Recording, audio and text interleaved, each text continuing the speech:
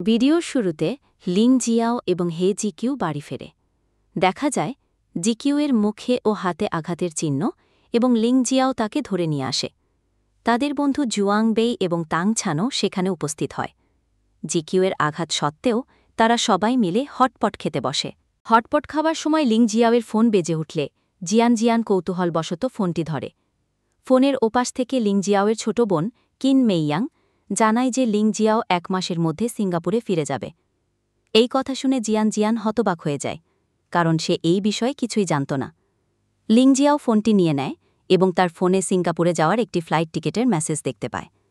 পরে সেই মাতাল জিয়ানকে তার ঘরে শুইয়ে দেয়, যা দূর থেকে মিংইউ দেখে। জিয়ানের ঘরে লিং জিয়াও তার ছোটবেলার দেওয়া পুরনো টেডি বিয়ারের বদলে একটি নতুন টেডি বিয়ার দেখতে পায়। সে পুরনো বিয়ারটি হাতে নিয়ে আবেগপ্রবণ হয়ে পড়ে এবং জিয়ানের লেখা একটি ওয়েলকাম হোম নোট খুঁজে পায়। পরের দিন সকালে লিং জিয়াও এবং জিয়ান একসাথে দৌড়াতে যায়। জিয়ান তার বাবার একাকিত্ব নিয়ে দুঃখ প্রকাশ করে এবং তার মায়ের ২১তম মৃত্যুবার্ষিকীর কথা জানায়। লিং জিয়াও তাকে সান্ত্বনা দিয়ে বলে যে জিয়ানই তার থেরাপি। অন্যদিকে হে জিকিউ তার নতুন খোলা ক্যাফেতে জন্মদাতা বাবা ঝাও হুয়া গুয়াংয়ের সাথে কথা বলে। তার বাবা জিকিউয়ের ব্যবসার পরিকল্পনা নিয়ে সন্দিহান হলেও জিকিউ আত্মবিশ্বাসের সাথে জানায় যে সে তার নতুন পরিবার অর্থাৎ লি হাইছাও এবং জিয়ানের দায়িত্ব নিতে চায়। একই সময়ে কি মিংইউ তার মায়ের সাথে একটি রেস্তোরাঁয় লাঞ্চ করতে গিয়ে একটি ব্লাইন্ড ডেটের ফাঁদে পড়ে।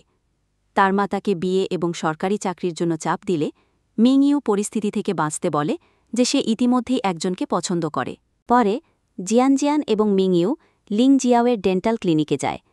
সেখানে লিং জিয়াওয়ের এক সহকর্মী মিংইউকে লিং জিয়াওয়ের হাই স্কুলের ক্রাশের কথা জিজ্ঞাসা করে, যে তার থেকে ২ বছরের ছোট ছিল। তখন মিংইউ বুঝতে পারে যে সেই মেয়েটি আসলে জিয়ান। এরপর লিং জিয়াও জিয়ানের দাঁতের চিকিৎসা করার সময় জানায় যে তাকে সিঙ্গাপুরে যেতে হবে, তবে সে জিয়ানের মায়ের মৃত্যুবার্ষিকীর আগেই ফিরে আসবে। এই কথা শুনে জিয়ান ভীষণ কষ্ট পায় এবং হতবাক হয়ে যায়।